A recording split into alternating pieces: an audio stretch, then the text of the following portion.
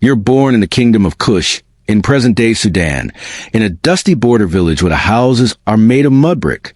You grow up barefoot, your toes always covered in dust, chasing other children through thorny bushes. You laugh easily. You sleep deeply. You believe the world is small but safe. By the time you turn 5, you begin helping your mother grind grain. You also help collect water from the Nile. And when no one is watching, you steal figs and get caught every single time. On most days, your father's a farmer. Most of the food you eat comes from his farm. On other days, he is a soldier, because a kingdom needs men to defend itself against Egypt. Your mother cares for the family animals. She balances this with raising you and your siblings. She always tells you that goats are easier to control than children. You agree. Here, life is simple. Poor or hard, but you are happy. When you turn 10, you begin go with your mother to the market. There, you see traders arrive. Tall men wearing fine linen, gold rings, and lazy smiles. Sometimes they look at you a little too long. Your mother steps in front of you like a shield. When she tells your father, he growls as if he is threatening the whole world. But soon you hear adults whispering words like raids, tributes, missing girls, and Egypt expanding. You pretend not to notice, but the air feels different now. Tense, watchful. You are 13 when Egypt finally arrives. Not with traders this time, but with soldiers. The raid begins before sunrise. Screams jolt you awake. Smoke fills the air, and the world that once felt safe suddenly feels too small to hide in. Your father tries to defend the village, like all the other men. But spears do not care about bravery. They're all cut down. Your mother pushes you toward the back door and tells you to run. But the soldiers are already there. A rope bites into your wrist before you understand what is happening. Your friends disappear in the chaos. Your siblings, too.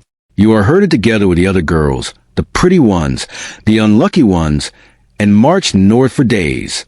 Your feet blister. Your throat dries. Your heart goes numb. Then the Nile welcomes you. You are shoved onto a river boat with crates of grain, pottery, and incense. But you are listed as a different kind of cargo. By the time Thebes rises on the horizon, you have learned 2 things. Crying is useless, and they like you better when you are silent. Once you arrive, the change begins. You are inspected like animals, renamed without ceremony, measured and bought by a noble household. Your childhood does not end with a rite of passage. It ends with a price tag. In this household, the first thing they take is your hair. It is shaved completely, not only for lice, but because it makes you easier to wash, easier to perfume, easier to display. Then your body becomes a daily project. Morning baths in cool water. Scented oils rubbed into your skin until you shine like polished ivory. Ointments massaged into your thighs, arms, and belly, places you did not know mattered. Kohl drawn carefully around your eyes, stinging as it goes.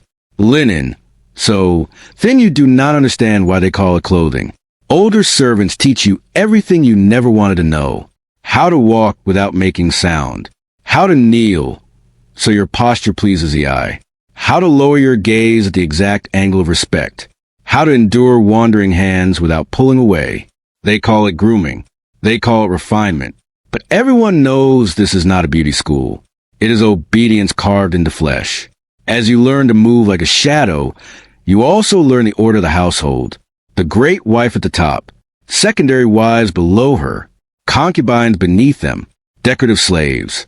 Congratulations. That is you. Servants and livestock.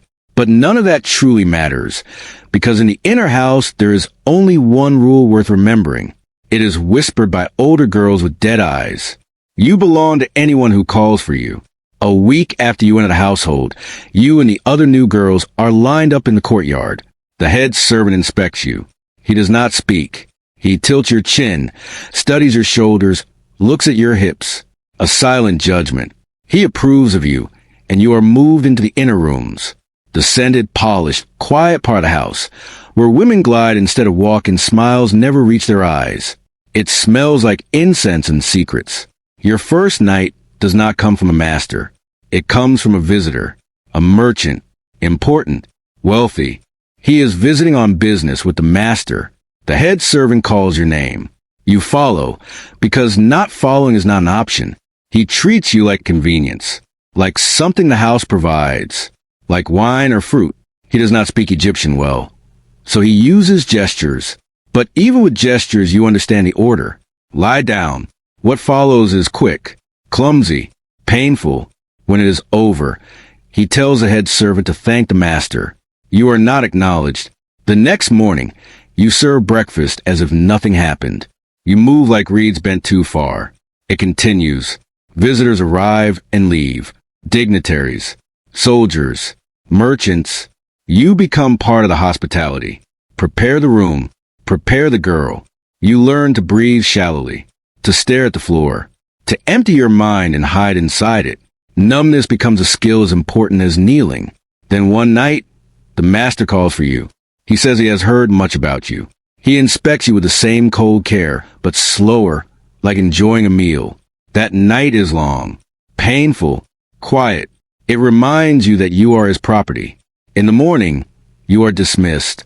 But after that, word spreads. You learn new rules. The mistress hates you for existing. The concubines hate you for being new. The master favors you, for now. For almost a year, you are his favorite. Not loved, just used more often than the others.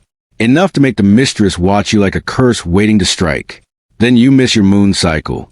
The midwives do not say it aloud. They whisper. They make you perform the barley and wheat pregnancy test.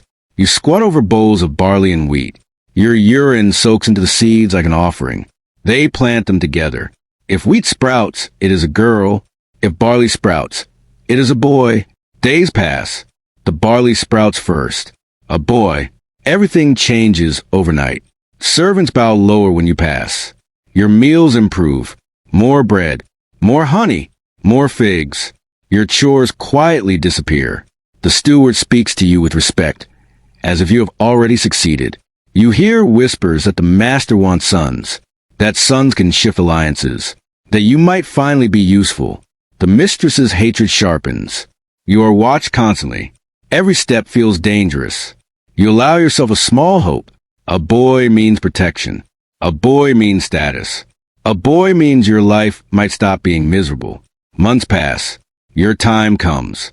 Labor is long and painful. You scream into linen soaked with blood, oil, and prayers. Then the child is placed on your chest. Its gender is clear. A girl. The room goes silent. The midwives exchange looks. A servant takes the baby without ceremony. She will make a good weaver, someone says as if assigning work. The house resets. Your food returns to normal. Bows disappear. The master loses interest. He has already found someone younger. You are allowed to nurse your daughter for a few months. Wet nurses cost money. Then she is taken to the nursery. You watch her grow.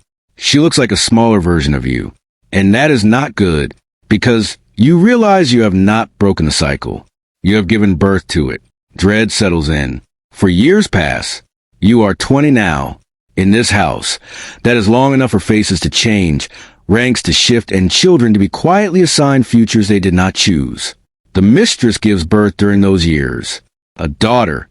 She is celebrated, wrapped in fine linen, given nurses, toys, protection. Her future is safe by default. Other concubines give birth too, mostly girls. Their futures depend on their mother's influence. Some are raised gently, some trained early, some barely noticed. But daughters of slaves remain slaves.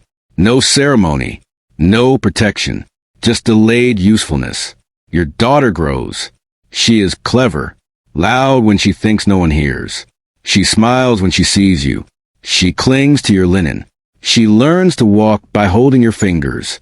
You love her fiercely and quietly. You teach her to stay close, to lower her eyes, to listen before speaking. You try to delay the future by teaching her how to disappear.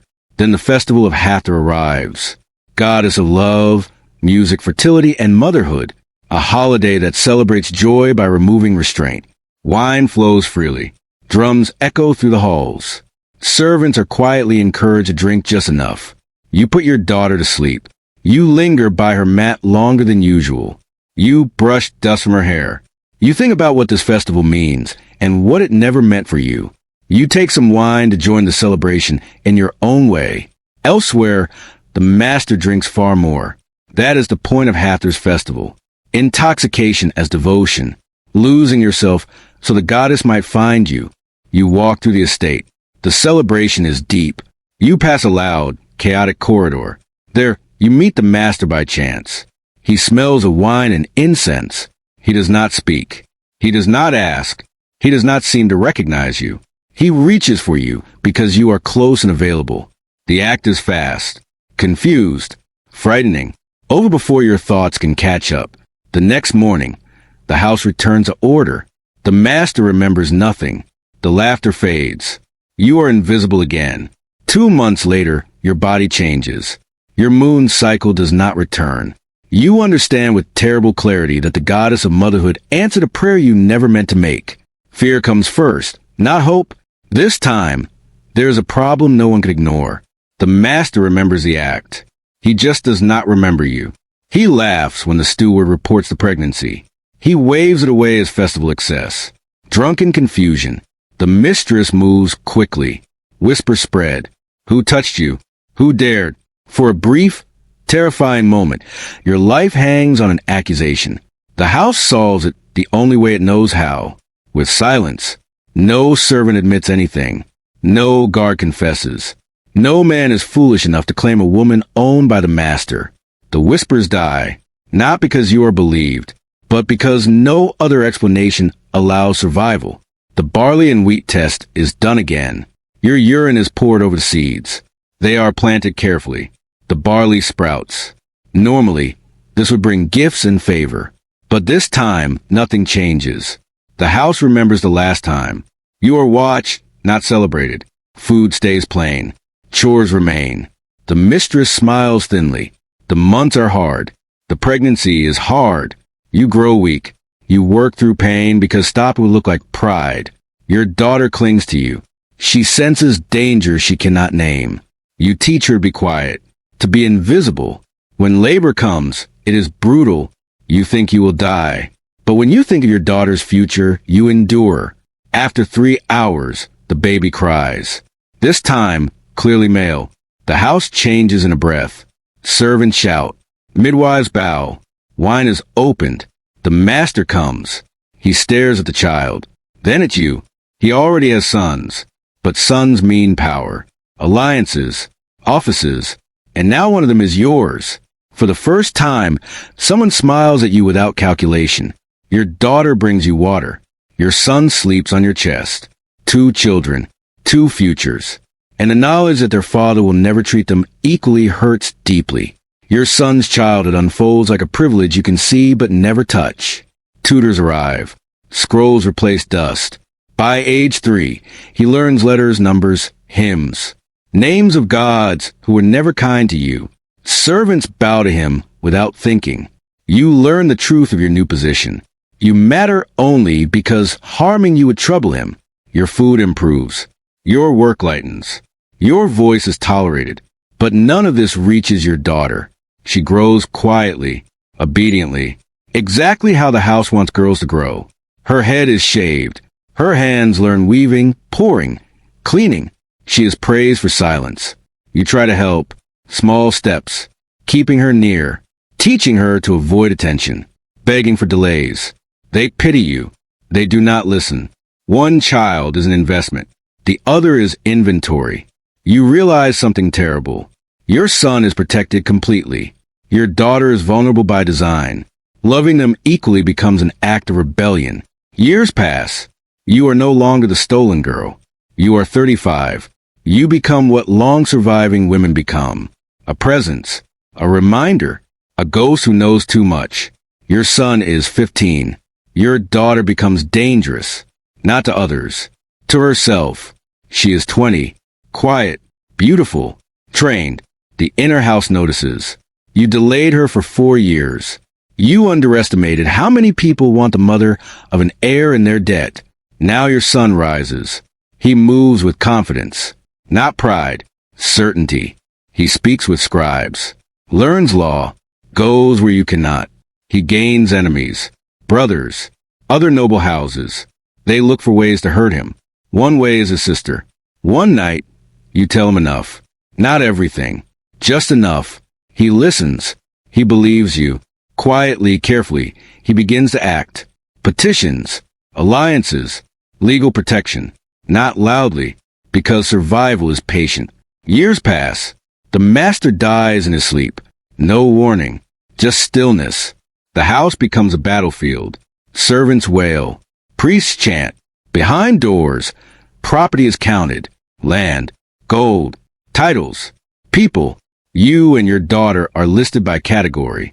The mistress moves first, smiling, calculating your value. They expect your son to bargain, to lose something to save you. They do not know he already won. Years ago, he convinced his father to gift you and your daughter to him. A legal transfer, stamped, filed, buried. When he produces a document, the room goes silent. You are no longer assets. You are not negotiable. You are his, and then free. By law, you leave the estate. You live in a small house your son provides. Your daughter lives with you, not as property, not as a servant. As a woman, your son visits. He brings food and gifts. Proof that survival became something softer. Proof that you are free. Scarred, yes. Hollow, yes, but free. At dusk, you think of Cush, of dusty feet, of laughter, of siblings lost to time. Did anyone survive? Did Egypt take more girls? You will never know. You wonder if the cost was worth it. There is no answer. Only this. Your daughter will never kneel. And that must be enough.